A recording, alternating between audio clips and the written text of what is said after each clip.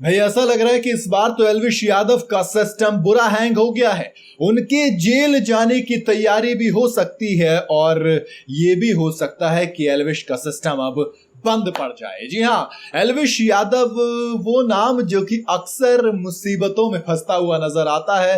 इस वक्त तो कंट्रोवर्सी के किंग एल्विश यादव हो गए हैं। कभी मुनव्वर के साथ मुस्कुराते हैं तो फंस जाते हैं, कभी पार्टीज में जाते हैं तो फंस जाते हैं, कभी आरोप लगता है कि जहर सप्लाई करते हैं तो कभी कहते हैं कि पैसों की हेरा फेरी करते हैं। जी हां, एल्विश यादव को दरअसल एक बार फिर से मनी लॉन्ड्रिंग के केस में बुलाया गया है पूछताछ के लिए।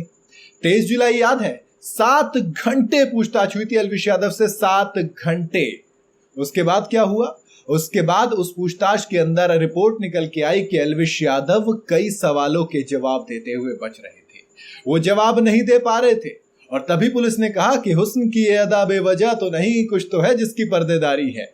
फिर क्या था उस वक्त जाने दिया, लेकिन अब एक बार फिर से एल्विश यादव को पूछताछ के लिए बुलाया गया। मनी लॉन्ड्रिंग का केस है। एल्विश यादव, आपको याद होगा कुछ वक्त पहले कहां थे? नवंबर का महीना था, रेव पार्टी में पकड़े गए थे। कहा गया कि भैया ड्रग व्रग सप्लाई करते हैं, सांपों का जहर सप्लाई करते हैं, नशे के लिए सप्लाई करते हैं और पूरे मास्टरमाइंड हैं। फिर वो आगे चली, कई चीजें हुई, लेकिन उस एक ड्रग वाली पार्टी से पहले देखो क्या क्या होता है। उस एक ड्रग वाली पार्टी से पहले एल्विश यादव वो चमकता हुआ सितारा था जो शायद आसमान पर सबसे तेज चमक रहा था। बिग बॉस ओटीटी 2 से पहले तक उस खिलाड़ी को, उस यूट्यूबर को लोग राव साहब और सिस्टम के नाम से सिर्फ उसकी कम्युनिटी जानती थी। लेकिन जब वो लड़का बिग बॉस में आया, उसने ऐसा तहलका मचाया कि पूरा इंडिया एल्विश यादव, राव साहब और सिस्टम को जान गया था कि राव साहब का एक सिस्टम है जो कि कहीं पर भी किसी को भी हैंग कर सकता है। लेकिन उसके बाद सिलसिला ऐसा हुआ कि राव साहब ही हैंग होने शुरू हो गए, सिस्टम ही हैंग होना शुरू हो गया।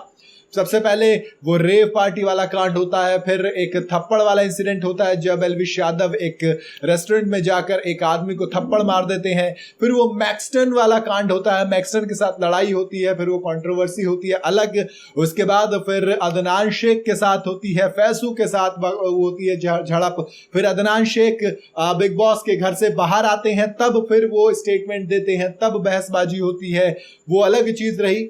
और उस सब के बाद अब कहानी और ज्यादा फंस गई जब ईडी एल्विश यादव को लगातार मनी लॉन्ड्रिंग के केस में पूछताछ के लिए बुलाई जा रही है। और अगर यही होता है कि एल्विश यादव जवाब नहीं दे पाते हैं तो कहानी यह भी हो सकती है कि एल्विश यादव को, सिस्टम को, राव साहब को जेल भी जाना पड़े।